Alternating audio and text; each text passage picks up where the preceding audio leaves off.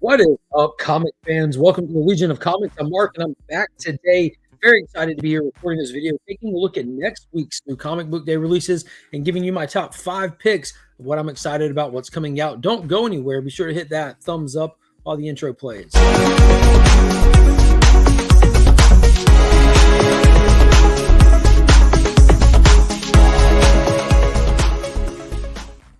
Shout out to the channel sponsors, Big Time Collectibles. Be sure to hit them up at their website, as well as JustinComicx over on Instagram if you need anything cleaned or pressed, and as well as the Augusta Book Exchange. The link to all the channel sponsors are in the description to all my videos. Whether you're shopping online, passing through the Augusta area, or needing something cleaned or pressed, we got you covered. Hit those links. The links to Pop's Attic on Instagram is also over there if you're trying to pick up some cheap books on the Instagram. So let's get into it. This is a small week coming out this week for me. Thankfully, it's been a busy past few weeks, and it just continues on into this week. I'm here local in Augusta, Georgia, so we have the annual Masters tournament, and it has been ravaging me, but I'm excited about these books coming out all the same. So let's look at it. This is the top 5 books out of everything I'm seeing coming out that I'm excited about. And first up on that list from Charles Soule is 8 Billion Genies, issue number 8. This is the finale to this series. I jumped in this series, I think, at issue 3. I kept hearing everybody talking about how fantastic of a read it was. There was a lot of spec heat on that first issue when it dropped, a lot of the variants and all that stuff. I didn't get into any of that. I just grabbed the issues. I've been reading it. I've pretty much enjoyed it the whole ride. I feel like issue 7 really forced the story to move forward in that one, to wrap up some stuff they're dealing with, and they're jettisoning us into the future. This issue is going to go 8 centuries into the future, so it's sure to get crazy. There's some really cool variant covers for this one with like T-Rexes on it and stuff. As few as the video game homage covers from some retailers out there. I can't remember who. I think it's Bird City, but I know some of those variants really pop. So if this is a series you're enjoying or collecting, be sure to check out all your options for that one. Next up, probably the one I'm most excited about from the week.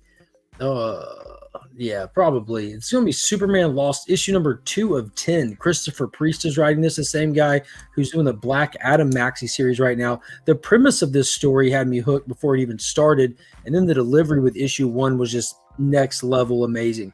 So the whole thing is like Superman leaves home to go meet up with the Justice League to go deal with a threat over international waters.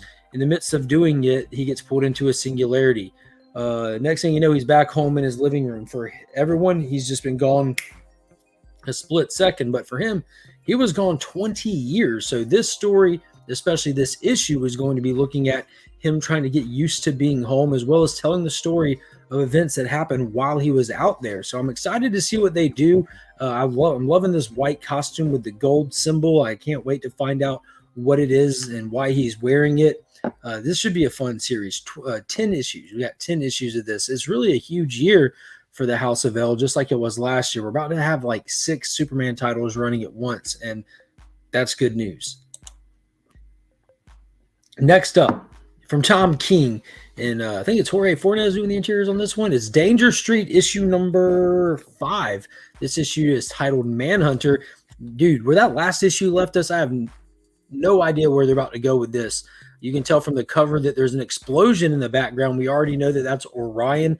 I don't know. I'm assuming he's fighting Starman up there. You had Starman and Warlord going to dig up the corpse of the poor kid that died as a result of their antics. They're trying to right their personal wrongs. You have Lady Cop on the case figuring out who's involved in this. You have the New Gods being sent to Earth to get to the bottom of this because one of their very own died in that first issue. So we don't know the scope and scale that these events are really going to lead to, but it is escalating quickly. Tom King is doing a phenomenal job balancing all these characters that were featured in the first issue special series from the 1970s at DC Comics. You also have Manhunter working his own little case to take out the Green Team, and we don't really know what their motives and why they're doing what they're doing yet, or what their plan is, but we're getting a little bit more and more as we go, and I'm excited to see how it all comes together at the end of this one. This one has been a real treat. Next up, continuing the events from Lazarus Planet, and I still think that was a bad move on DC's part to try to market this little mini-series as Lazarus Planet, because it's just Revenge of the Gods on its own. We have the gods, whether it be the Wizard, Shazam, Hera, all gods across all different cultures across the world are rising up to fight back, to take their place as leaders of the planet and take it back from mankind themselves. This tying into a couple issues of Wonder Woman. We've already had one of those tie-in issues, but we saw in the last issue of this where Shazam took back his power from Captain Marvel. As you can tell from the cover there, Shazam looked like he'd been working out. Captain Marvel don't, does he? No, it looks terrible. But this has been pretty fun. It's been action-packed, and it's a pretty cool story. I'm excited to see how they take these events and really segue into the upcoming Shazam series that Mark Waid and Dan Morrow will be working on. So if you're looking forward to that title, you might want to at least pay attention to what's going on with this one. Whether you pick it up or not, check out some synopsis for it. Check out At Week's In on Sunday nights where we review these comics in full detail, as well as Sector 2815 right here on YouTube. Him and I post a video on his channel where we do a deep dive on the Lazarus Planet event. So if you're not able to read it, but you do look forward to reading that Shazam book, you might want to watch those to get as much context as possible. So I'm definitely looking forward to that. And lastly, number 5 on the list for this week is going to be from Mark Millar, Nemesis Reloaded. So this has been probably the wildest comic book I've read all year. The whole premise of this is if you could go back and write your story today, what changes would you do? Would you do it differently? Of course you would. So that's exactly what Mark Millar did with Nemesis. It was a miniseries back in the day. He just threw it to the wind and just started over from scratch and told it how he would today. And pretty much you have this villain, this psychopath, for lack of a better word, Nemesis, who's waging an all-out war on this city, waging war on the cops, the politicians, the rich, everybody.